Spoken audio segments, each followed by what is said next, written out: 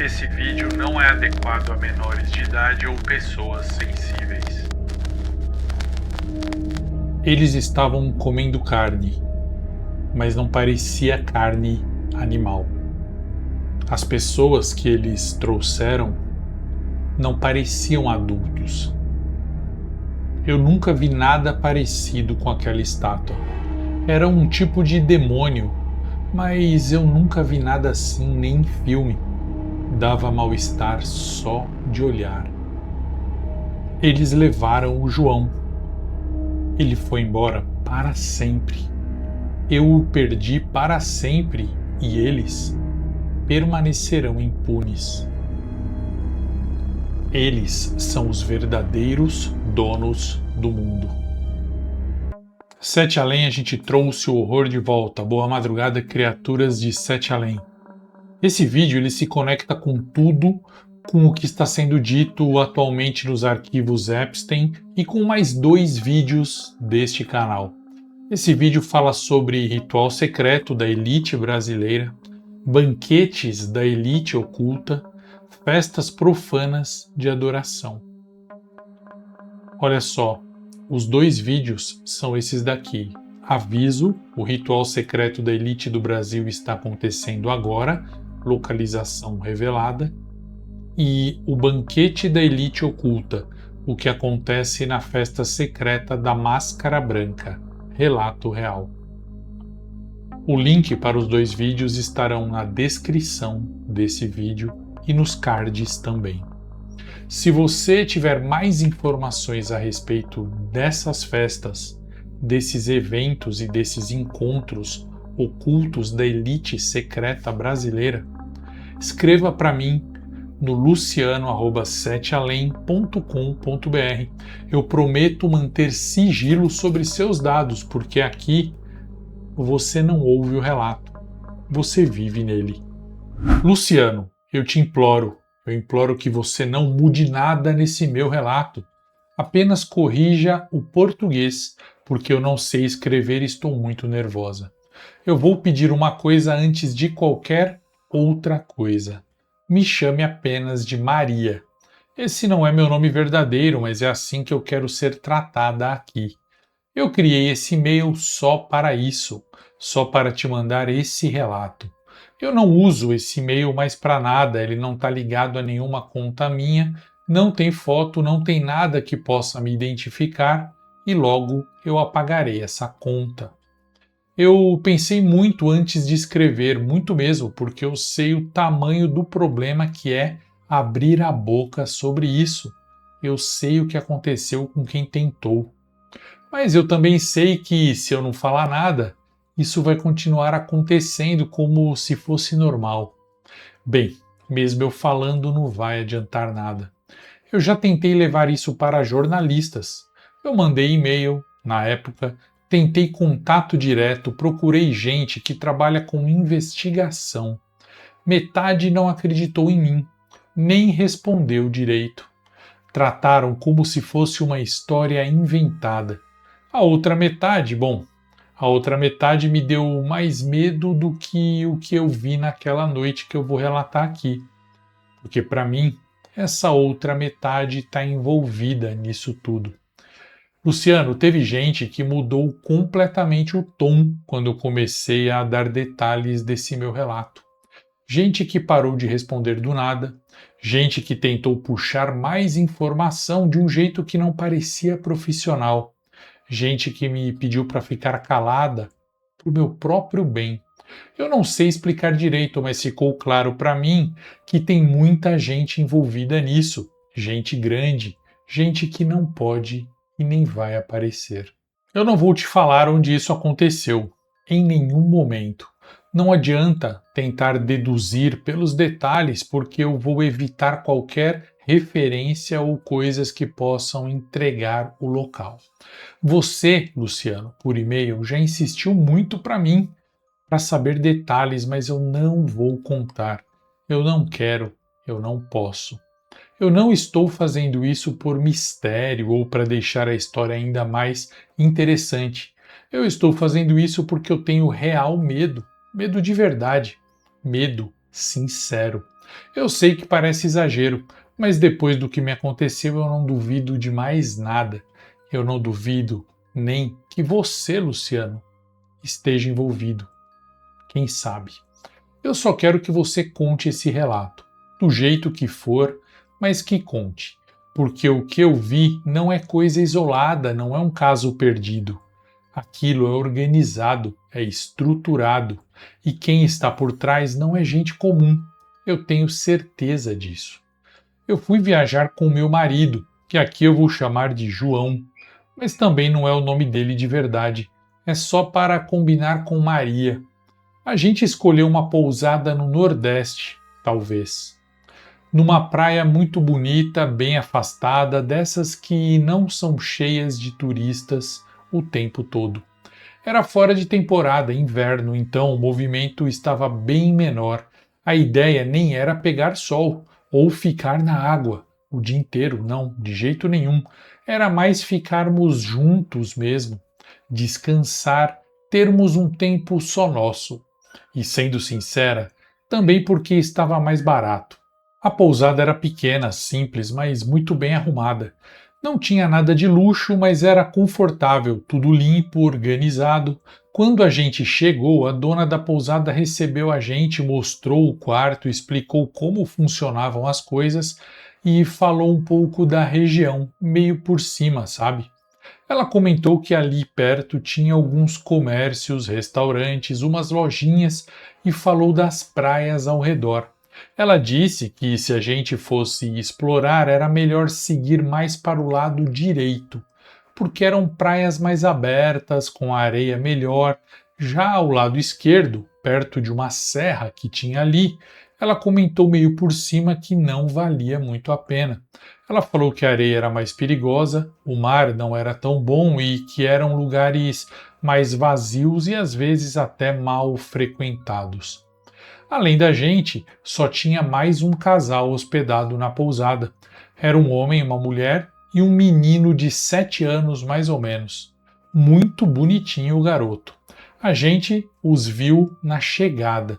Trocamos um oi rápido, coisa normal de quem divide o mesmo espaço, mas não quer se relacionar. O primeiro dia foi bem tranquilo para todos nós. A gente aproveitou a praia, andamos um pouco pela região, jantamos fora e voltamos a pé para a pousada. Voltamos a pé mesmo porque tudo era perto. Na volta, já de noite, a gente começou a reparar em uma coisa que não tinha a ver com aquele lugar, não combinava. Vários carros passando pela avenida principal, mas não eram carros comuns, não. Eram carros grandes, enormes, caros, bem acima do padrão de quem costuma frequentar aquele lugar, um tipo de lugar mais simples. Havia carros caríssimos, importados e exclusivos. Vimos motos também, motos grandes e raras. Não era um ou outro veículo, não, eram vários, passando em sequência como se estivessem indo todos para o mesmo lugar. Eu até comentei com o João, meio brincando, falando que devia ter alguma festa de gente rica ali perto, que tinha gente rica morando ou alugando casas naquela região. O João concordou, falou que fazia sentido porque aquele tipo de lugar, mesmo sendo muito isolado, sempre tem gente com dinheiro que compra terreno e constrói mansões. Mas ele também afirmou que aqueles carros e motos não pareciam simplesmente de gente rica. Parecia de gente milionária, quase bilionária, ou até bilionária mesmo. Muita grana envolvida. Não só grana, old money, tradição. Na hora, ficou só como um comentário do meu marido. Nada que chamasse muita atenção além do estranho contraste. A gente voltou para a pousada e foi dormir um pouquinho e pronto. No dia seguinte foi 21 de junho, o solstício de inverno, mas isso naquele momento não significou nada para a gente, nós nem sabíamos disso na época, era só uma data. Só depois que eu fui entender, fui ligar isso com o resto dos acontecimentos que eu estou narrando aqui. A gente acordou mais tarde do que o normal, Estava ventando bastante, aquele vento constante que não chega a ser tempestade, mas incomoda. Levanta a areia, deixa tudo meio desconfortável. A gente até pensou em sair, ir para a praia de novo, mas bateu aquele cansaço, sabe? Aquela sensação de corpo pesado, leseira, sabe? De quem dormiu, mas não descansou muito.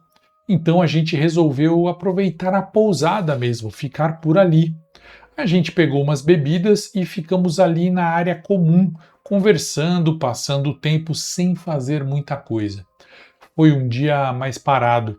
Em algum momento eu ouvi um barulho alto, um barulho agudo. Eram muitas moedas caindo no chão. A gente olhou e viu aquele outro casal de novo, o casal que estava hospedado ali. Eles estavam sentados mais afastados e estavam comemorando alguma coisa, estavam muito felizes, brindando e tal. E eles tinham deixado cair muitas moedas grossas, ou pelo menos pareciam moedas grossas, pesadas e douradas. Pareciam aquelas moedas de baú de tesouro de pirata de filme, sabe? Teve uma coisa que na hora passou meio batida, mas depois ficou martelando na minha cabeça. O filho deles, o menino, não estava com eles. No dia anterior, o menino estava. Era impossível não notar, porque criança sempre chama a atenção, ainda mais em um lugar pequeno daquele. Mas naquele dia não, só os dois. Eu até olhei em volta, pensei que ele podia estar brincando, em algum canto, né, da pousada, no quarto ou com alguém talvez. Não parecia nada demais naquele momento. Eu lembro de ter comentado isso por alto com o João. Eu disse: cadê o menininho deles? Aquela fofura. Mas foi aquela pergunta solta, sem preocupação de verdade. Ele deduziu que o menino devia estar dormindo, vendo TV, qualquer coisa assim, e a gente deixou isso para lá. A dona da pousada não apareceu durante boa parte do dia. Me disseram que ela estava fora, organizando algum tipo de evento.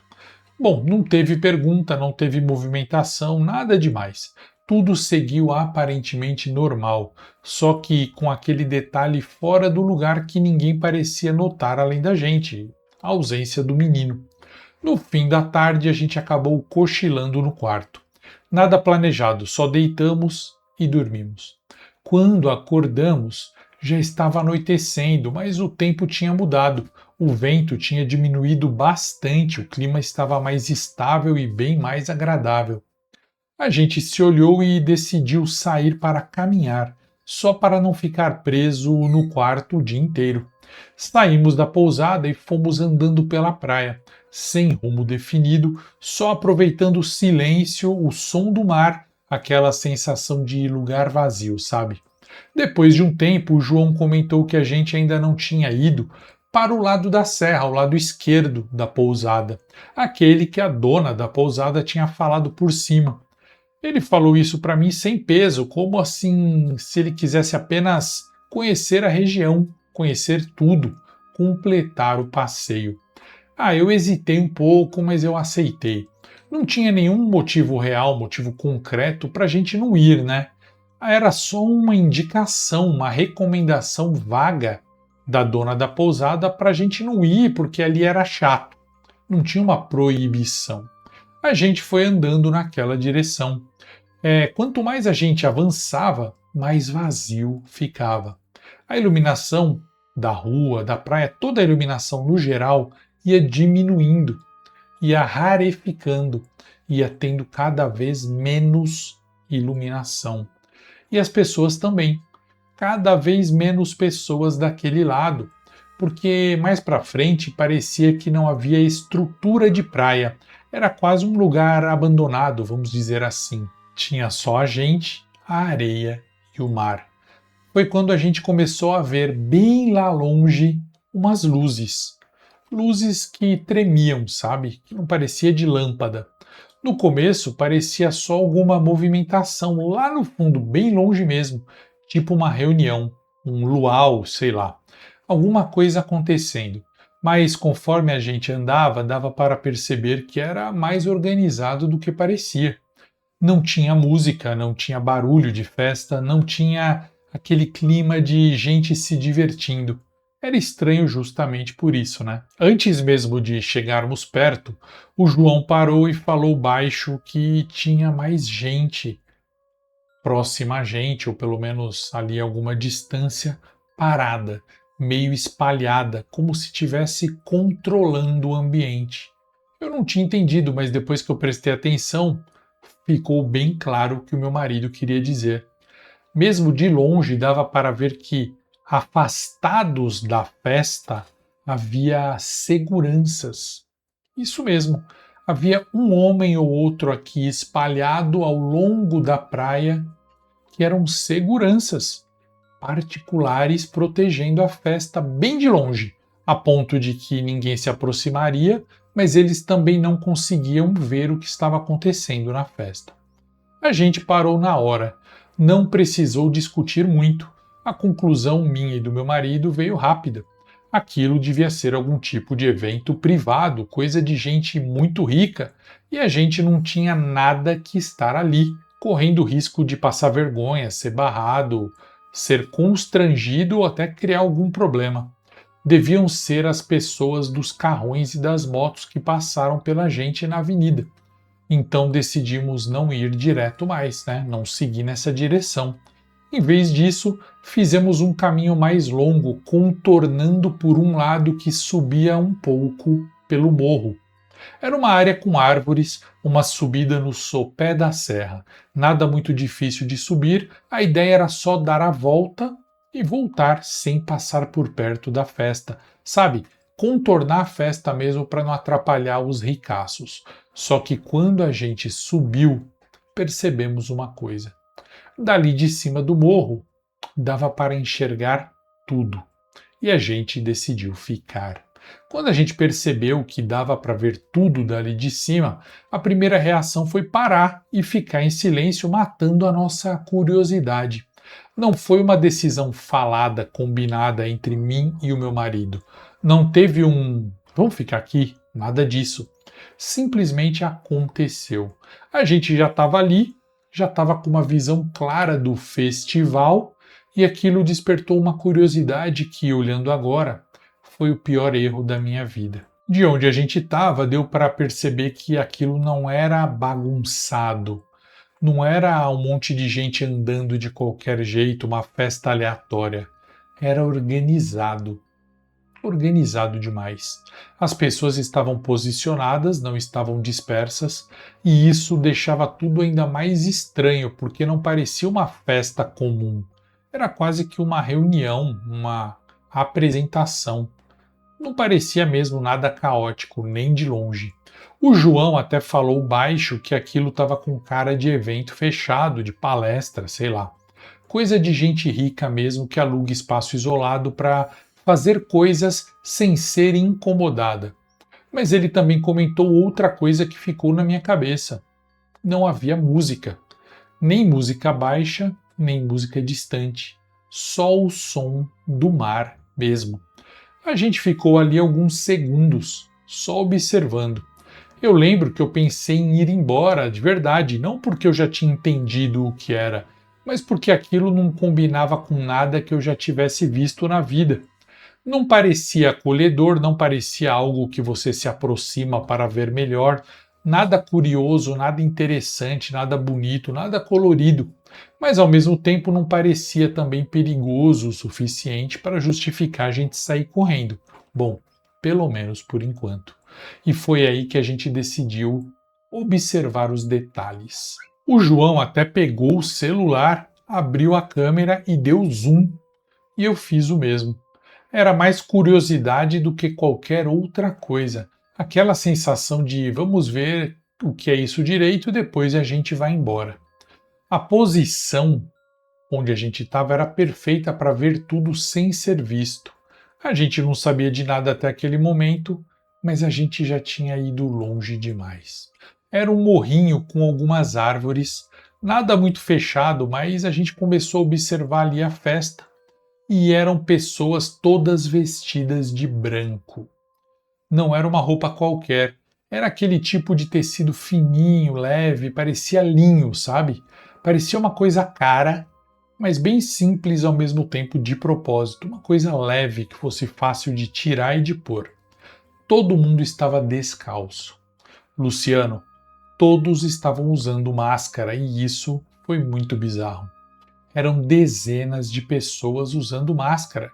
Não cobriam o rosto inteiro, só da parte do nariz para cima, deixando as bocas descobertas. Então dava para ver que tinham homens, mulheres, homens de bigode, homens de barba, homens sem bigode ou barba, porque a máscara permitia essa visão. O mais estranho é que a máscara subia do nariz para a testa, para cima, né? Do cabelo até. E não havia buraco para os olhos, não tinha abertura para eles enxergarem. Provavelmente a máscara era transparente ou parecia que talvez um espaço em branco, uma tela no lugar do olho, permitia a visão deles, mas de longe parecia que não havia olhos, o que deixava tudo bem bizarro. Pareciam pessoas sem olho, sabe? Não dava para imaginar como eles enxergavam. E todas tinham um símbolo bem no meio da máscara, na altura onde deveriam estar os olhos. No começo, de longe, eu achei que era um asterisco, tipo um asterisco, sabe? Mas conforme eu forcei a minha vista e dei zoom com o celular, eu percebi que parecia ser mais uma espiral, um desenho meio puxando para dentro assim, uma coisa meio tridimensionalizada, como se fosse um redemoinho, sabe? Eles estavam organizados em um formato meio curvo, tipo um semicírculo, virados para o mar. Ninguém conversava, ninguém andava de um lado para o outro, eles estavam bem alinhados, todo mundo parado, e havia dois líderes à frente, um homem e uma mulher, igualzinho a eles, com a mesma máscara e tal. Havia tochas fincadas na areia, formando um caminho muito bem desenhado. Essas tochas criavam uma espécie de corredor, tipo o casamento, tem muito isso, o casamento ao ar livre, sabe? Um corredor que levava até o mar, até bem próximo ao mar pelo menos. Mas dali de onde a gente estava não dava para ver exatamente de onde vinham as tochas. O caminho ia saindo do mar e ia até uma região atrás que a gente não enxergava para saber a origem. Para piorar e aumentar a breguice, na nossa opinião, é que tinha um tapete vermelho entre as tochas e em cima da areia que não combinava com nada, deixava tudo muito estranho. Mais perto da água dava para ver duas estruturas baixas, uma bem ao lado direito e outra bem ao lado esquerdo, próximas às tochas. Eram estruturas de altura média com uma cobertura de um pano preto. Parecia banquetas grandes, altas demais para serem banquetas, mas eram ligeiramente tubulares e não tão altas. E pareciam, na verdade, pedestais ou totens grossos, sabe? Cobertos com esse pano preto. E de dentro desses panos pretos, esses panos eram furados, e de dentro desses panos saíam vários tubos finos, transparentes, tipo canudinhos mesmo, sabe? Em diferentes alturas, como se fossem esculturas feias, porque eram tubos negros com canudos saindo desses tubos que eram, na verdade, feitos de pano. Sei lá, acho que era algo de muito mau gosto, pelo menos foi o que eu pensei naquela hora, antes de saber exatamente a função daquilo. Havia também uma caixa de som pequena, dessas portáteis de Bluetooth, no chão, mas não estava tocando nada. E tinha mais um detalhe que na hora parecia pequena, mas depois fez todo o sentido. Todo mundo estava com um copo na mão, todos, só que ninguém estava bebendo. A gente ficou ali olhando, sem entender, tentando decifrar o que era aquilo. Quanto mais a gente olhava, mais dava para perceber que aquilo não era normal, não era casual, não era gente reunida por acaso, não era um encontro social comum, era uma irmandade, um ritual, uma seita, um culto, estava na cara. Aquilo não era normal. Eu até procurei por câmeras, porque era bizarro demais, parecia coisa de filme. Era interessante porque não havia uma fala de ordem, um comando. Todo mundo sabia o que fazer, como se aquela não fosse a primeira reunião daquele grupo. Todo mundo sabia onde ficar, o que fazer, sem ninguém orientar. No meio daquele semicírculo, um pouco mais para frente, aquelas duas pessoas eram os líderes, ou pelo menos os cerimonialistas. Era um homem e uma mulher, como eu falei. Os dois também usavam máscaras e roupas de linho. Dava para ver que esses dois estavam falando alguma coisa, mas não dava para escutar lá de cima. Pelos nossos celulares, dando zoom e até gravando, porque a gente estava gravando, dava para ver melhor os detalhes. Os copos que todo mundo segurava eram iguais, meio grossos com um brilho estranho dentro. Mas mesmo assim ninguém bebia, como eu falei, eles apenas seguravam como se fosse uma coisa importante. O ambiente era muito silencioso, até que, sem aviso nenhum, duas pessoas apareceram pelo caminho das tochas, do tapete vermelho, empurrando um carrinho. Um carrinho daqueles de servir comida, sabe? De restaurante ou hotel. Só que o que tinha em cima não combinava com nada do que a gente estava vendo até ali. Eram pedaços de carne cortado em filetes, espalhados de maneira bem irregular, empilhados ali, de uma maneira bem descuidada. A olho nu pareceria até uma gelatina, mas com o celular e dando zoom, ficou bem claro que eram carnes ou pedaços de carne crua ou muito próximo do estado natural. Acho que levemente seladas, não estavam totalmente cruas. Dava para ver o brilho, a textura, parecia carne recém-cortada. Na hora eu achei estranho, mas ainda tentei encaixar em alguma explicação normal. Tipo, vai que é algum evento diferente, com comida exótica, sei lá, alguma coisa assim, mas meu cérebro já não estava conseguindo mais inventar desculpas que colassem, Só que quanto mais eu olhava, menos aquilo parecia carne comum.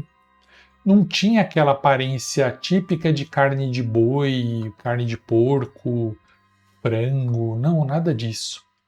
Era parecida, mas não era uma carne que eu conhecia, não era carne de coelho, não era carne de jacaré. Eu conheço todo tipo de carne, Luciano, e aquela carne me pareceu estranha. Mas o que fez a gente travar mesmo nessa hora não foi isso. Foi que quem estava empurrando o carrinho não eram pessoas adultas. Isso mesmo, não eram adultos, não eram nem adolescentes, não tinham nem 10 anos. Eram novas demais para estarem ali vendo e participando de tudo aquilo, naquele papel, naquele ambiente. E ninguém reagia a isso como se fosse estranho. Ninguém parecia desconfortável, ninguém olhava com estranhamento. Era como se fosse completamente normal e aceitável a presença de crianças ali naquela hora. Elas pararam o carrinho no meio do grupo e as pessoas começaram a se aproximar sem fila, sem ordem aparente, mas sem bagunça também. Cada um pegava um ou dois pedaços de carne com a mão mesmo, sem prato e sem talher, e começavam a comer. Não era como alguém comendo normalmente, não, tá? Eles levavam a carne direto na boca, rasgavam, mastigavam de um jeito bem bruto mesmo, bem direto. Dava para ver que estava tudo muito cru, porque o sangue escorria fácil. Alguns ficavam com a mão toda suja, lambuzada, e nem pareciam se importar. Roupas e máscaras se sujaram muito nessa hora. Aquilo já estava num nível que não dava mais para fingir que era só uma estranheza, uma coisa peculiar. Era bizarro, era visivelmente errado. Eu lembro de ter falado bem baixo para o meu marido João que a gente precisava ir embora imediatamente. Não era mais curiosidade naquele ponto, era desconforto de verdade, aquele tipo de coisa que o corpo percebe e fala: vai embora daí. Só que a gente demorou muito para reagir. E nesses segundos, tudo foi piorando. Depois que todo mundo já estava comendo, a situação mudou de um jeito que ficou impossível ignorar. Aquela caixa de som Bluetooth pequenininha que estava no chão começou a tocar uma coisa que não era uma música. Eram sons altos e bem desconfortáveis, feitos de notas que não combinam entre si, como se alguém estivesse puxando cordas de violino ou violoncelo sem ritmo nenhum, sem harmonia, só produzindo um barulho alto e assustador. Mesmo de longe dava para perceber que aquilo não era normal. Era o tipo de som que dá uma sensação ruim. Som usado em filme de terror para causar susto, sabe? Os jump scares. Como se estivesse tudo fora do lugar. Eram notas altas, soltas, desafinadas que tocavam e paravam, e aquilo era de propósito. Quando voltavam, essas notas assustavam de propósito e depois paravam. Meu corpo inteiro se arrepiou, Luciano. O susto era típico de filme de terror mesmo, sabe? Imediatamente as pessoas começaram a reagir a esse som. Não foi ao mesmo tempo, mas foi quase na mesma hora, com poucos segundos de diferença. Todo mundo começou a se mexer. Não era uma dança, tá? Mas parecia uma dança. Não tinha um padrão, não tinha coordenação. Cada um começou a se movimentar, o corpo de um jeito estranho, meio mole, meio solto, alguns meio travados ao mesmo tempo, como se estivessem sendo levados por alguma coisa que não era uma escolha consciente, tipo um transe, sabe? Alguns balançavam o tronco, outros dobravam para frente, outros estavam se soltando, girando devagar, todo mundo envolvido naquilo. Se eles não tivessem de máscara, eu aposto que eu veria que todos estavam de olhos fechados. Foi nesse momento em que eles fizeram algo bem assustador. Começaram a puxar as roupas daquelas duas pessoinhas que haviam trazido o carrinho. Sem cerimônia, começaram a arrancar. Simplesmente arrancaram as roupas dela ali mesmo, delas. Na verdade, isso era muito problemático no meio de todo mundo. E ninguém reagiu, como se aquilo não fosse errado, como se fosse normal. Pelo contrário, todo mundo começou a rir, se aproximar mais, dar aquela carne para eles comerem, interagir de um jeito que é feio, que não dá para descrever sem fugir do que realmente aconteceu, mas era claramente uma coisa criminosa, pesada e fora de qualquer limite. Ao mesmo tempo, as pessoas começaram a mexer os copos, balançarem os próprios copos que estavam segurando desde o começo. A gente conseguiu ver melhor porque alguns começaram a levantar os copos bem para cima e aí para a gente ficou mais visível. Dentro desses copos não havia bebidas, eram moedas. Moedas grossas, pesadas, amarelas e brilhantes, todas muito parecidas, como se fossem feitas do mesmo material. Seria ouro? Não sei. Não parecia uma coisa comum. Eles começaram a jogar essas moedas para cima, deixar cair sobre eles mesmos e também nos outros. E também deixaram cair sobre o tapete no chão. Alguns riam, outros gritavam de felicidade, mas não era um grito normal. Era um som solto, sem palavra, quase animalesco. Era algo como um ritual de abundância, sabe? De comemoração, de fertilidade, de colheita, não sei. Jogavam essas moedas no mar, jogavam em si próprios e faziam tudo de errado. E essas moedas eram muito parecidas com aquelas que o casal tinha deixado cair lá na pousada. Alguns deles começaram a ir até aquelas estruturas, aqueles totens cobertos com pano preto, que a gente até então não tinha entendido o que eram. Eles pegavam aqueles tubinhos que saíam dos buracos do tecido, colocavam na boca e sugavam alguma coisa ali de dentro e bebiam. Era um líquido escuro, quase preto. Dava para ver pelo contraste com a luz das tochas. Era um líquido grosso, escuro, e eles bebiam ali. Bebiam, voltavam para o meio para curtir ali aquele movimento desordenado. Aí vinha outros, bebiam e havia vários canudinhos em cada totem. E eram vários tubinhos e todos esses tubinhos liberavam esse mesmo líquido grosso. Parecia um líquido negro. Nesse ponto, João já estava falando mais sério comigo, que aquilo precisava ser denunciado imediatamente, que aquilo não podia ficar assim. O João repetia isso várias vezes, olhando para o celular, tentando filmar melhor. Eu só queria sair dali. Não tinha mais dúvida nenhuma de que a gente estava vendo algo muito, muito errado. E quanto mais tempo a gente ficava, mais perigoso parecia. E aí, sem aviso nenhum, o ambiente inteiro mudou. Tinha um casal, aquele casal que estava liderando o homem e a mulher, um deles começou, acho que foi o homem, a apagar as tochas. Não todas, mas ele apagou a maioria. Ele foi passando de uma em uma com o objeto e foi apagando as tochas, deixando o espaço cada vez mais escuro, até que sobraram apenas 2 tochas, acesas bem próximas ao mar, as 2 primeiras tochas, fincadas ali lado a lado, uma de lado a lado do lado das estruturas cobertas dos totens. Isso mudou completamente a visão do lugar. Antes ainda dava para ver o conjunto todo com clareza, agora só dava para ver o foco central ali onde ocorria tudo. As pessoas foram diminuindo os movimentos bruscos aos poucos, como se estivessem respondendo a um comando que não precisava ser dito. Em pouco tempo, todas estavam no chão, algumas deitadas, outras ajoelhadas, outras ainda se encostando umas nas outras.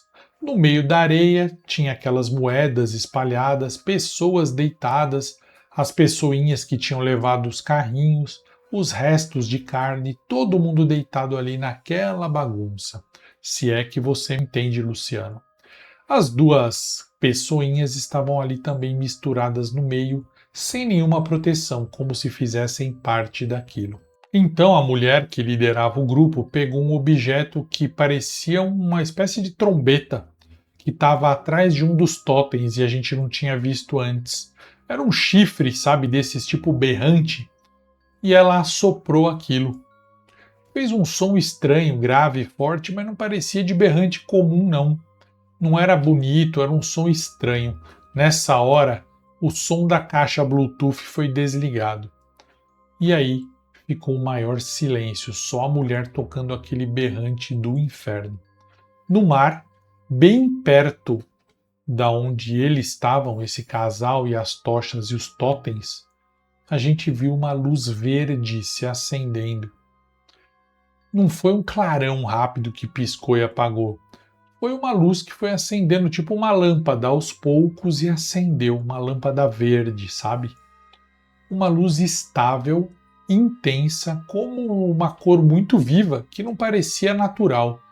Não era reflexo, não era barco, não era nada que desse para explicar. Ela estava ali parada, iluminando a água ao redor, como se houvesse um peixe verde brilhante ali, um peixe radioativo. Todos que estavam na areia se viraram ao mesmo tempo e ficaram olhando para aquela direção, juntos, todos olhando para lá. Os 2 líderes, o homem e a mulher, entraram na água em direção àquela luz. Não foram correndo, tá? Foram andando devagar. A água do mar ficou até a altura do joelho deles. Eles pararam por um segundo, como se estivessem localizando alguma coisa, e então se abaixaram. Dá para ver claramente, deu para ver o esforço dos 2 puxando alguma coisa de dentro da água. Não era uma coisa leve. Eles tiveram certa dificuldade, mas eles arrastaram aquilo que havia surgido até fora do mar e trouxeram para a areia. Quando aquilo ficou totalmente visível, deu para entender o que era. Era uma estátua horrível, mas não era uma estátua comum. Ela tinha a forma humana, mas parecia algo misturado com animais, eu não sei.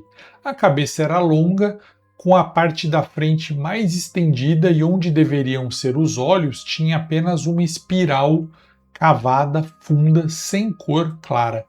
A superfície dela, toda a parte externa dela, tinha várias marcas e riscos geométricos repetidos, como se fossem inscrições, mas não dava para reconhecer nenhum símbolo ali. Não parecia uma coisa antiga de verdade, tá, Luciano? parecia uma coisa querendo imitar a coisa antiga. Pela maneira que os dois trouxeram, dava a impressão de que não era nem de pedra. Era um material mais leve, como se fosse fibra de vidro, sabe? Imitando pedra, imitando na textura de uma pedra verde cheia de limo, mas era fibra de vidro. Essa é a minha opinião. De longe dava assim a impressão de ser uma escultura milenar que veio da água assim que aquele ritual de invocação começou. Mas eu nunca vou saber porque eu nem cheguei perto daquilo, graças a Deus. Então esse casal posicionou essa estátua, esse deus de adoração, esse demônio, em pé, como se fosse um ídolo, diante daquela galera que estava agachada. Ficou de frente para o grupo. E aí ficou claro que nada daquilo era aleatório. Aquilo tinha sido preparado.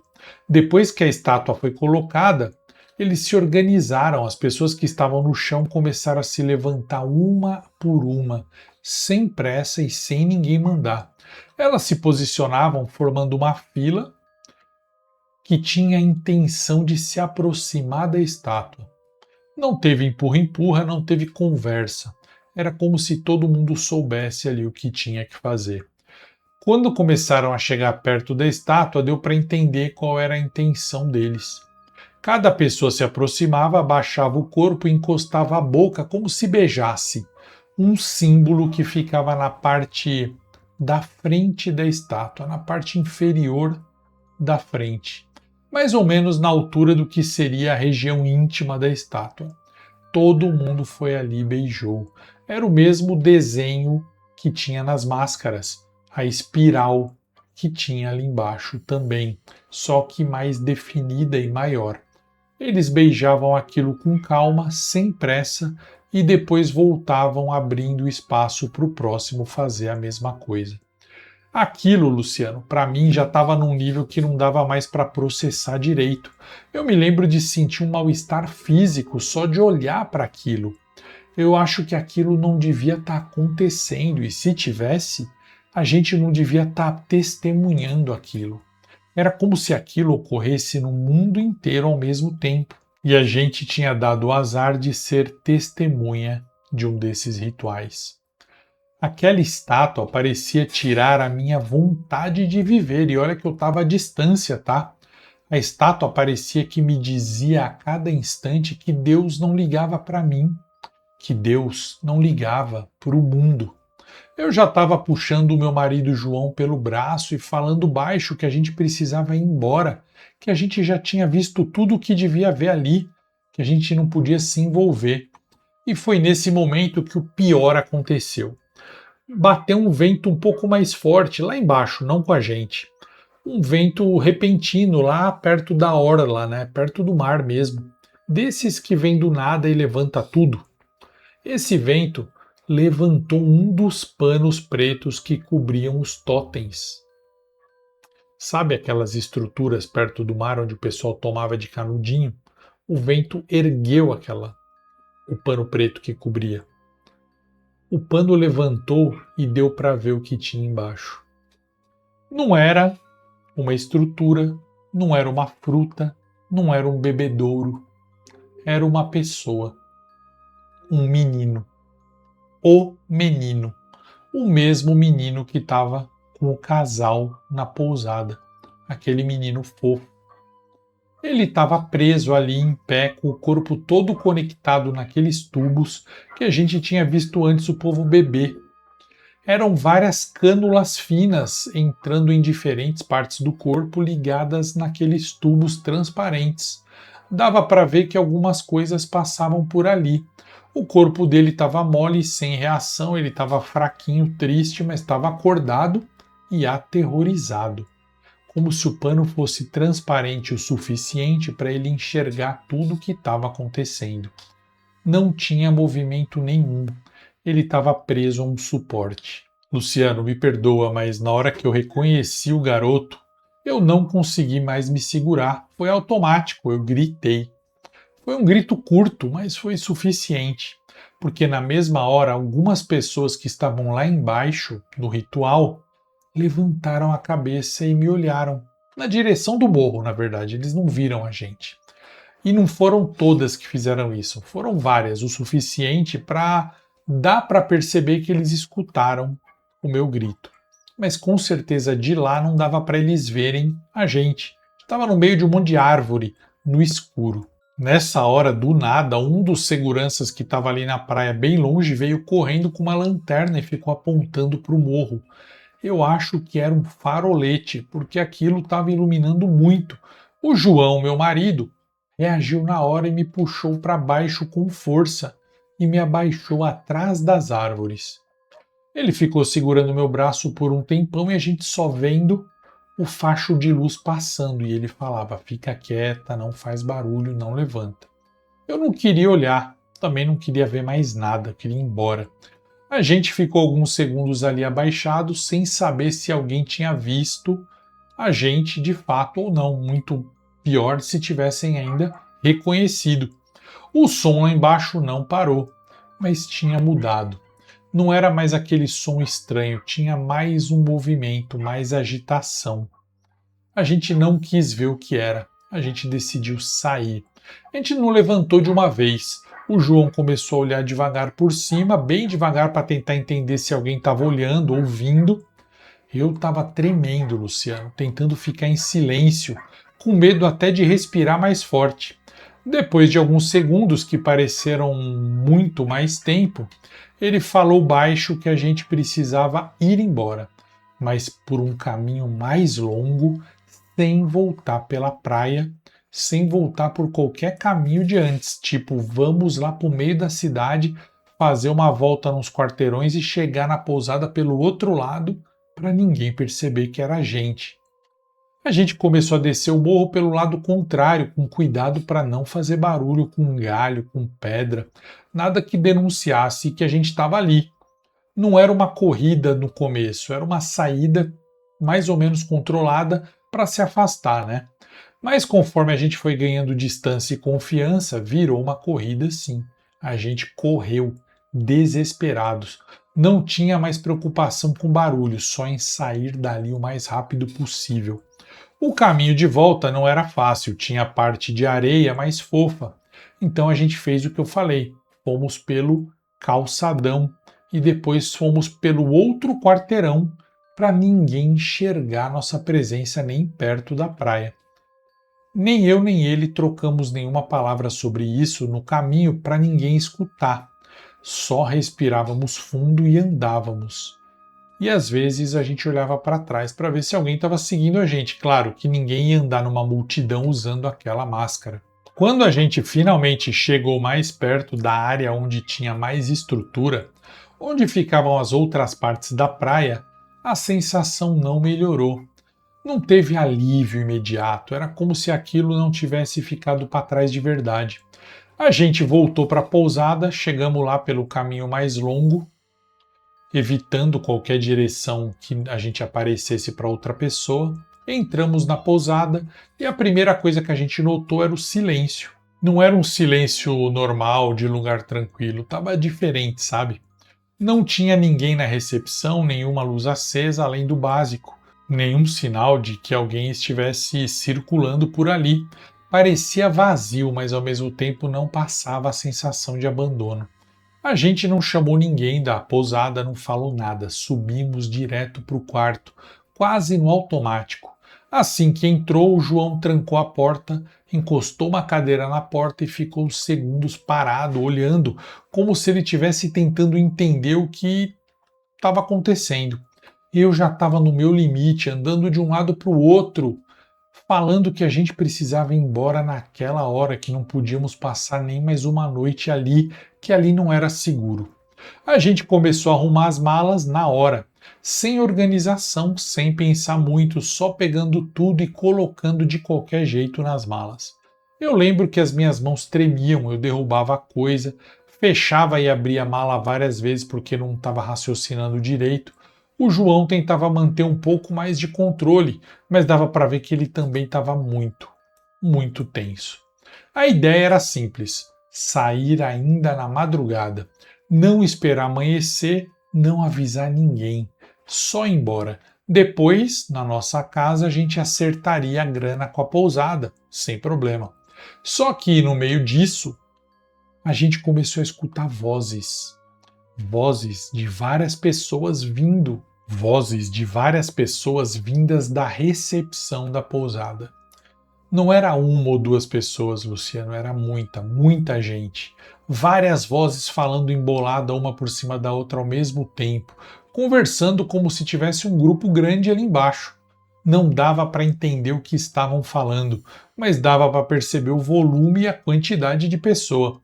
Aquilo não combinava com o que a gente tinha visto quando entrou aquele silêncio. O João ficou em pé perto da porta, sem abrir, só escutando. Eu fiquei parada olhando para ele com os olhos arregalados, esperando ele falar alguma coisa. Ele não falou nada por alguns segundos, só ficou ali, tentando identificar se alguém estava subindo ou estava falando da gente, se tinha passos na escada, se tinha alguma movimentação mais direta. Mas nada disso aconteceu. As vozes continuaram por um tempo, foram diminuindo e pararam, como se as pessoas tivessem ido embora de vez. Não teve batida na porta, não teve tentativa de entrar, não teve agressão, não teve confronto nenhum. E isso foi pior, porque não dava para entender o que estava acontecendo, quem eram as pessoas ali na pousada, né? Se era gente comum, de repente um grupo de excursão chegando, se era gente envolvida naquilo, não dava para saber. A gente não dormiu mais, claro. Ficamos na pousada, no nosso quarto, acordados esperando o tempo passar, tremendo, tentando rever trechos mal gravados que a gente tinha pego aquela hora no morro, trechos daquele ritual. Assim que começou a amanhecer, a gente decidiu descer a pousada, descer do nosso quarto até a recepção. Não tinha mais motivos para esperar, já estava clareando. Pegamos as malas, fomos com cuidado para a recepção. E de novo, não tinha ninguém. A porta estava aberta, tudo estava no lugar, mas vazio. Aquilo só aumentava a sensação de que alguma coisa não estava certa. A gente não quis perder tempo ali não, tá? Fomos direto para o estacionamento guardar as coisas no carro. Só que quando a gente estava chegando no estacionamento da pousada, a gente viu a dona da pousada. Ela estava vindo do estacionamento. Quando ela olhou para a gente, a expressão dela não era normal.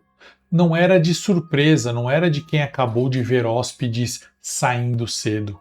Era uma expressão de preocupação real, direta. Ela estava vindo do estacionamento, o que é estranho, mas assim que ela olhou para a gente, ela falou sem rodeio, ela falou assim: vão embora agora, os dois, fujam, eles estão vindo atrás de vocês. Bem coisa de filme mesmo, Luciano. Na hora eu fiquei desestabilizada completamente. Eu comecei a falar rápido, perguntando o que estava acontecendo, o que era aquilo, quem eram aquelas pessoas. Ela não respondeu, só repetiu para a gente ir embora. A gente voltou para recepção, para dentro da recepção, para pagar a nossa estadia, porque mesmo com tudo aquilo, a gente ainda estava preso à lógica normal das coisas. A dona da pousada entrou logo atrás e falou que não precisava pagar nada, que a gente podia ir embora, contanto que fosse embora logo. Ela insistiu de um jeito que não dava para discutir. Ela falou: estão precisando de ajuda para guardar as malas? Eu ajudo. Ela pegou 2 malas, o João 2, e eles foram para o carro guardar, e eu fiquei cuidando do resto das malas na recepção. A gente levou muita mala porque a gente achou que ia ficar muito tempo ali.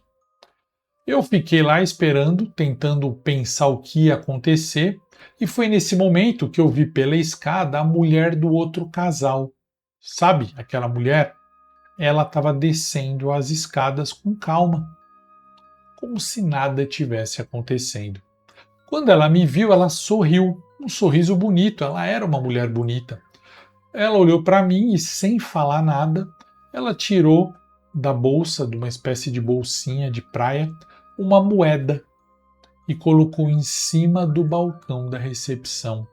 Era uma moeda, Luciano, idêntica àquelas moedas que a gente viu na noite anterior, idêntica às moedas que ela mesma tinha deixado cair no dia anterior. Foi aí que eu olhei aquela moeda, a mulher foi embora No ângulo que eu estava olhando a moeda, dava para eu ver embaixo do balcão. E tinha um copo. E era um copo exatamente igual aos copos das pessoas do ritual. E esse copo estava cheio de moedas, iguais àquelas. Naquele momento eu não tive mais dúvida. A dona da pousada estava envolvida. Era esse o evento que ela estava organizando na noite anterior. Não era uma coisa separada, tudo estava conectado. Eu larguei tudo e corri até o estacionamento. Eu fiquei preocupada com o João, né? Alguma coisa podia acontecer com ele. Quando eu cheguei lá fora, o João estava bem, colocando as últimas coisas no carro, faltavam apenas outras ali que estavam na recepção. Ele foi correndo buscar. No que ele foi correndo buscar, a dona da pousada estava ajudando. Eu comecei a gritar com ela, falando que ela fazia parte de tudo aquilo, que ela sabia que ela ia pagar porque eu ia denunciar. Ela não respondeu, só escutou.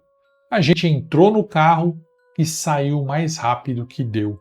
A gente saiu da pousada voando, sem olhar para trás, sem discutir nada com mais ninguém, só com a sensação de que precisava colocar o máximo de distância possível entre a gente e aquele inferno, aquele culto macabro da elite brasileira. O João estava focado em dirigir, olhando direto para frente, e eu ainda estava tentando entender tudo o que estava acontecendo. Era muita coisa junta, né? A estrada estava vazia naquela hora, não tinha movimento, pouquíssimos carros passando e o que só aumentava ainda a sensação de isolamento que já era terrível. E foi nesse cenário que a situação piorou de vez. Poucos quilômetros depois de sairmos da pousada, o João começou a reduzir a velocidade. O carro começou a puxar de lado e dava para sentir que tinha uma coisa errada. Ele encostou no acostamento e desceu para olhar. Eu fiquei dentro, olhando pelo retrovisor, tentando entender o que tinha acontecido. Ele voltou falando assim: eu não sei como, mas 2 pneus estão furados. Não eram só não, Luciano, eram 2. Será que era azar? Eu nem precisei dizer, né, Luciano? Meu marido mesmo deduziu, ele falou assim: foi aquela desgraçada da dona da pousada. Era isso que ela estava fazendo no estacionamento. Ele falou que até conseguia trocar um pneu pelo estepe, mas o outro não ia ter como resolver. Não tinha outro pneu, não tinha como improvisar. Nós tentamos ligar para a locadora de veículos, né? O carro era alugado. Ele pegou o celular, mas o sinal estava bem ruinzinho. A ligação não completava e a internet também não dava para entrar pelo sistema ali. Caía a todo tempo, não deu para resolver nada pelo telefone. A gente ficou parado ali no meio da estrada sem saber o que fazer. Não passava quase ninguém e o pouco sinal que tinha não ajudava em nada. Foi quando um carro parou atrás da gente. Era um carro grande, caro, com 2 pessoas na frente e 2 atrás. 2 casais. O homem que estava dirigindo desceu e veio falar com a gente. Ele perguntou o que tinha acontecido, se a gente estava com algum problema. O João explicou a situação, mostrou os 2 pneus, disse: ó, troquei um, mas agora tem esse outro que está furado e o estepe está furado também. O homem falou: olha, aqui para frente, mais ou menos uns 3 ou 4 quilômetros, tem um borracheiro. É só você ir andando, vocês 2, que vocês conseguem chegar lá e trocar. E aí o borracheiro traz vocês de volta, se vocês pagarem ele. O cara disse isso. O João falou: pô, vocês não podem me dar uma carona até lá? O homem falou: olha, eu tô com muita pressa. Tô com muita pressa mesmo, não dá para eu levar vocês. Até que ele pensou um pouco e falou: olha, vamos fazer o seguinte. O carro tá cheio, tem 4 pessoas. Deixa eu perguntar para eles. Depois ele voltou e falou: ó, dá para eu levar apenas um de vocês que vai poder ir até a borracharia, só que eu não vou trazer de volta, eu vou só levar e deixar na borracharia. E também não vou voltar para buscar o outro, porque eu tô com muita pressa. Vocês vão ter que se virar, porque eu tenho um voo para pegar e já estou atrasado para o aeroporto. Ele falou isso de um jeito muito direto e sem rodeio. O problema era que não tinha espaço para 2 pessoas irem no carro, então ia prejudicar, né? Um ia ter que ficar. Já estavam os 4 ali dentro, então eu teria que ficar esperando no carro sozinha. O João não concordou, falou: não vou deixar minha esposa aqui sozinha na estrada por vários motivos que vocês não precisam esquentar a cabeça. Podem ir. Aí o cara falou: beleza, estamos indo embora. Quando o cara estava indo embora, uma moto encostou. Era uma mulher sozinha, bem bonita, bem arrumada, roupa de boa qualidade, aparência de quem tinha dinheiro. Ela tirou o capacete com calma e perguntou o que tinha acontecido. O João se aproximou e explicou para a mulher o que tinha acontecido. Ele perguntou se a mulher não poderia me fazer companhia por meia hora mais ou menos, até ele voltar do borracheiro ou a locadora de veículos chegar. Ela falou que podia ficar comigo 20 minutos no máximo, meia hora estourando. Ela disse que não podia me levar até o borracheiro, porque ela não tinha outro capacete, aquela rodovia é cheia de polícia federal, rodoviária, e, além disso, ela estava vindo no sentido contrário do borracheiro. Eu aceitei, eu falei: bom, você não precisa me levar, se você ficar de companhia já é suficiente, porque naquele momento eu não quero e não queria ficar sozinha, Luciano. Bom, mesmo com aquele desconforto, ainda parecia melhor ter alguém ali comigo do que ficar esperando sozinha. Então, o João colocou o pneu furado dentro do carro do cara e eles foram até o borracheiro. E eu fiquei com essa mulher. Puxei assunto com ela, mas não falei nada sobre o que eu tinha visto, eu não sou louca. No começo, ela manteve uma conversa normal. Perguntou de onde a gente tinha vindo, para onde a gente estava indo, quanto tempo tinha ficado na região. Só que, com o tempo, as perguntas dela começaram a ficar específicas, incisivas, tipo interrogatório, sabe? Ela parecia que queria detalhes. Perguntava exatamente onde a gente tinha se hospedado, se a gente tinha saído na noite anterior, se tinha ido para alguma praia, se tinha visto alguma coisa diferente, sabe? Ela estava sendo específica e eu comecei a entender. Comecei a ficar desconfiada, mas eu respondi sempre de maneira vaga e bem distraída, como se eu não soubesse de nada. Eu não entrei em detalhe. Tentei manter tudo bem superficial, tá? Mesmo assim, ela continuou puxando mais e mais informações com um tom que foi engrossando aos poucos. De curioso, passou a ser um tom mais direto, quase como se estivesse testando até onde eu poderia responder. Eu tentei mudar o foco, falei que eu ia ligar para o meu marido para ver se estava tudo bem, se ele já tinha chegado no borracheiro, se ele já estava voltando. Peguei meu celular e tentei ligar para o João. Não chamou. Pelo contrário, deu que o celular estava desligado. Tentei de novo e nada. Foi aí que o desespero começou a me bater com força. Eu já não sabia mais se era falta de sinal ou se tinha acontecido alguma coisa. Comecei a chorar. A mulher ignorou meu choro e me perguntou assim: quanto tempo você acha que faz que eles foram até o borracheiro? Porque eu não olhei a hora. Eu não entendi a pergunta, eu estava triste, desesperada, chorando, e ela insistiu: quanto tempo faz que eles saíram, hein?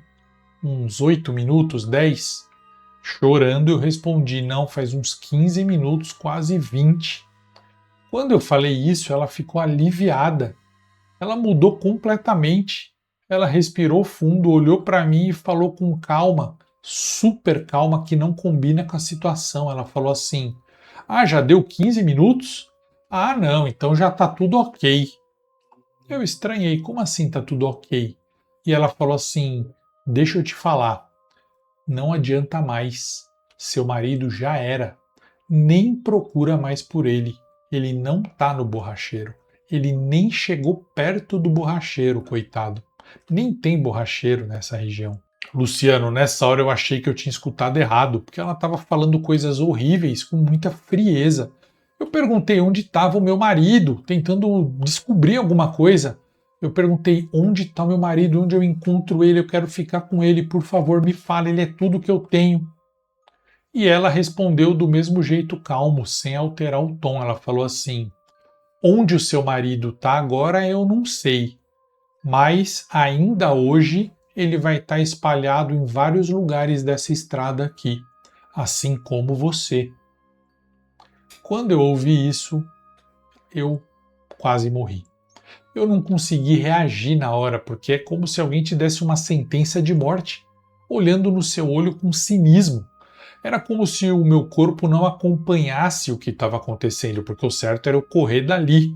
Eu só consegui pedir para ela parar. Eu pedi pelo amor de Deus para ela não falar aquela coisa horrível para mim, que eu ia ficar quieta. Eu prometi que eu não ia contar para ninguém. Eu pedi pelo amor de Deus para ela não fazer nada comigo. Eu perguntei o que ela queria de mim, que eu ia fazer tudo o que ela quisesse, mas que por favor ela me poupasse. Ela ignorou tudo o que eu falei. Não tinha nada no céu, no mar, na terra ou debaixo da terra que eu pudesse dar para aquela mulher para que ela poupasse a minha vida. Ela tinha tudo já.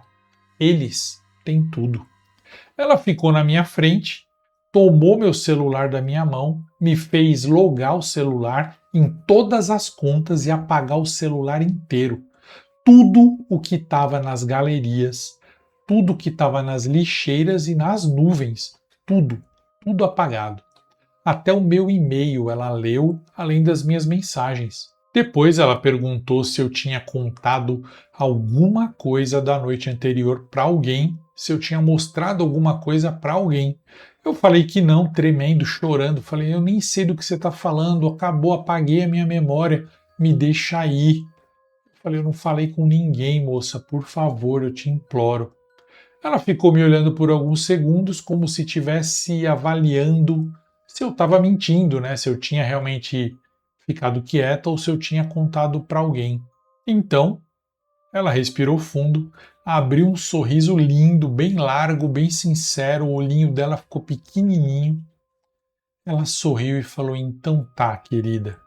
Fica tranquila, fique em paz, seja feliz. Eu ouvi aquilo, eu fiquei sem entender o que estava acontecendo. Então, ela só falou assim que era melhor, antes dela ir embora, que ela já estava indo embora, era melhor a gente só ir lá para o meio do mato, ali perto, porque aquela área da estrada tinha muito movimento perigoso e que não era bom a gente ficar conversando ali. Ela falou, eu tô indo embora, fica tranquila, e eu acho que eles vão trazer seu marido sim, não deve ter acontecido nada com ele, mas não é bom você ficar esperando aqui. Desce comigo até aquela área ali do mato, vem aqui, vem comigo. Luciano, ela falou que ia só me falar uma coisa e depois ia me libertar. Óbvio que eu entendi na hora que era mentira, que era a minha despedida da vida. É como quando alguém te dá uma pá e fala, cava a sua cova, que eu vou te enterrar depois que eu finalizar você. Nessa hora eu pensei, acabou, eu vou encontrar o João, meu marido, essa noite mesmo, mas vai ser no céu. Nessa hora exata chegou um guincho desses de estrada que ficam rodando, sabe, oferecendo serviço. Ele parou atrás do meu carro e o moço colocou o braço assim para fora o rosto e ofereceu ajuda, perguntando o que estava acontecendo, se a gente queria ajuda. A mulher que estava comigo não respondeu nada, acho que ela não queria ser vista por terceiros, porque ela colocou o capacete, subiu na moto e antes de ir embora falou comigo assim: não fala nada para ninguém. Todo mundo para quem você for falar essa história ou estava lá com a gente ou trabalha para alguém que estava lá com a gente. Não tem ninguém inocente nisso. Você entendeu? Todo mundo para quem você for pedir socorro ou contar essa história ou estava lá na festa ontem ou obedece alguém que estava na festa ontem. Você deve ter visto ali, deve ter reconhecido gente da televisão, gente da política, gente do exército ali. Você viu, não viu? Então, esquece esse assunto.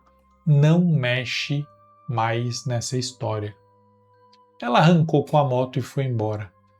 Eu não consegui dizer mais nada, minhas pernas ficaram mole e eu desmaiei ali mesmo. Depois que ela saiu, eu não lembro mais de nada naquele momento. Eu acordei no hospital deitada com uma enfermeira do meu lado falando comigo, perguntando meu nome, tentando ver se eu estava consciente. Eu demorei alguns segundos para entender onde eu estava, porque a última coisa que eu me lembrava era da mulher da moto. Eu estava com dor de cabeça muito forte, corpo cansado, boca seca. A enfermeira falou que tinham me trazido para o hospital porque eu estava desmaiada dentro de um carro com o pneu furado, no calor. Eu tentei sentar, mas fiquei tonta. Perguntei do meu marido na hora. Ninguém soube responder. Provavelmente o cara do guincho tinha me colocado dentro do carro e tinha ido embora para não sujar para ele não ter que prestar informações, né? Vai saber. Eu olhei para mim mesma e percebi que eu estava sem documento, sem relógio, sem aliança. Não estava com a minha bolsa, não estava com a minha carteira, nada. Tudo tinha sido levado. Eu perguntei para a enfermeira sobre as minhas coisas, mas ela disse que eu tinha chegado sem esses itens, que não tinham encontrado nada comigo, além da roupa que estava no meu corpo e também as malas que estavam no porta-mala do carro da locadora. Inclusive, as malas estavam ali no quarto comigo, mas o carro da locadora já tinha sido levado. Depois de um tempo, quando eu consegui me recuperar melhor naquele dia mesmo e conversar, apareceram pessoas para falarem comigo, perguntarem o que tinha acontecido. Eu tentei explicar, mas parecia que as palavras não faziam sentido. Como que eu ia falar? Meu marido foi levado não sei por quem, aí veio uma mulher que eu não sei da onde, porque eu vi uma festa ontem. Não tinha como. Eu tentei realmente falar, eu falei da pousada, da praia, da estrada do João, nada pareceu fazer sentido. As pessoas tinham boa vontade de tentar entender, mas não entendiam. Eu mesma comecei a perceber que tudo que eu falava não encaixava. Eles disseram para mim que o carro da locadora já tinha sido levado e tinha sido devolvido, e nessa hora já estava sendo higienizado, não dava para procurar nenhum sinal de nada. Perguntei sobre o meu marido, ninguém soube dizer. Não tinha registro, não tinha pagamento na pousada que provasse que a gente foi lá. Não tinha nome no sistema. O pessoal da pousada disse que as câmeras não estavam funcionando nesse mês, então eles não conseguiram gravar nada. Não tinha nenhum documento vinculado, havia apenas a nossa reserva na pousada, mas que estava marcado como NS, no show, a gente não apareceu lá na data certa. Foi isso. Para eles a gente não tinha ido, segundo a pousada estava alegando, né? Quando eu reforcei sobre a pousada, eles falaram que como era perto iam verificar. Bom, quando eles voltaram, falaram que o dono da pousada, um homem, o dono do lugar, disse que não me conhecia, não conhecia o João, não tinha hospedado a gente, não sabia de nada disso, nem de outro casal com criança. E fazia uns 15 dias que ele não recebia ninguém porque era fora de temporada, mas que ele tinha reserva nossa, mas a gente não tinha aparecido. Ele disse que nunca me viu, nunca viu o João e não tinha como dizer que a gente tinha estado lá. Eu tentei insistir com esses homens que eram policiais sobre o outro casal, sobre o menino, sobre a noite, sobre tudo o que aconteceu, mas quanto mais eu falava, mais parecia que eu estava inventando história de maluco. A polícia tratou o caso como um desaparecimento, depois de um tempo, viu? Disseram que o João podia ter ido embora por conta própria, que ele podia ter sido levado, mas que não tinham nenhuma prova concreta de nada, de borracheiro, de casal que parou para ajudar, nem de motoqueira. Pedi para fazerem buscas, mas eles falaram buscar onde? Vão buscar onde? No mato? E eu falei que iam picotar, que iam espalhar. Eles falaram, e a gente vai procurar como uma pessoa espalhada. Se aparecer alguma coisa, a gente vai com certeza te avisar, mas não tem como buscar. Não havia indícios do João ter ido para nenhum lugar fixo que merecesse uma busca, tipo, ele está perdido nessa serra. Não tinha isso. E o mais engraçado é que eu sei que eles nunca iam falar, encontramos um dedo, porque essas pessoas estavam todas envolvidas. Se aparecesse alguma coisa dele, todo mundo ia desaparecer com a evidência. E por causa disso, eu nunca mais vi o João. Nunca mais vi o meu marido. Eu nunca mais tive notícia, ligação, nada. Simplesmente ele sumiu. Eu continuo aqui, mas ele não. Eu sei exatamente o que aconteceu, só que eu nunca vou provar. Eu pensei muito antes de te escrever isso. Durante muito tempo eu tentei seguir minha vida fingindo que aquilo foi um tipo de confusão, que tinha alguma explicação que eu não conseguia enxergar na hora. Eu tentei aceitar até as versões que me deram. Tentei encaixar tudo como desaparecimento comum, como um acaso, qualquer coisa que pudesse me trazer paz no coração. Mas não dá. Não depois de tudo isso que aconteceu comigo em 2018. Eu sei que o que estava acontecendo naquela praia não era improvisado, não era um grupo perdido fazendo qualquer bobeira aventureira. Era uma coisa organizada, planejada, com gente que repetia aquilo sempre. E não eram pessoas comuns, não era pelo jeito que agia, não era pelo tipo de estrutura que tinham, não era pela forma como tudo foi apagado, limpo e esquecido depois. Isso não é coisa de alguém que faz na loucura, simplesmente sem deixar rastro. Isso é coisa de elite, coisa da elite oculta, secreta e que manda no país. Eu tenho certeza que a gente viu gente conhecida ali. E quando aquela mulher falou comigo na estrada, do jeito que ela falou, aquilo confirmou que eu já estava começando a entender. Isso não é pequeno, é grande, está em todo lugar. Isso não é isolado, está enraizado na sociedade, manda no sistema. Eles controlam tudo o que importa: informação, investigação, versão oficial. Se alguém tentar falar ou tentar provar, ninguém acredita, fala que é conspiração, ou a pessoa é empurrada para ficar calada ou é tratada como louca. E eu entendi isso da pior forma possível. Eu sei que não vão me fazer nada, porque se fizerem, isso vai gerar uma investigação. E eu deixei muitos detalhes de locais e pousada e tudo que eu pude levantar, eu deixei guardado. Caso aconteça algo comigo, mesmo que eu não derrube tudo isso, pelo menos problemas eu vou causar. Eu perdi o João ali. Ele não voltou, não deixou rastro, não deixou explicação. E eu sei que não foi escolha dele. Eu sei que ele não saiu andando por aí por vontade própria. Eu sei que ele não simplesmente sumiu. Eu vi o tipo de gente que está envolvida, eu vi o que eles fazem e eu vi até onde isso vai. E eles vão continuar fazendo. E eu te digo que ninguém vai impedir. E Luciano, eu acho que você não deveria contar esse relato no seu canal. E se você contar, boa sorte. Porque eles não estão escondidos. Eles são os verdadeiros donos do mundo. Muito obrigada por acolher toda a minha história, Maria. E esse foi o relato da festa secreta oculta da elite misteriosa profana no Brasil. A história que conecta tudo. Um banquete, seitas, rituais. O que você achou? Você gostou? Você acredita nisso tudo ou acha que é apenas conspiração?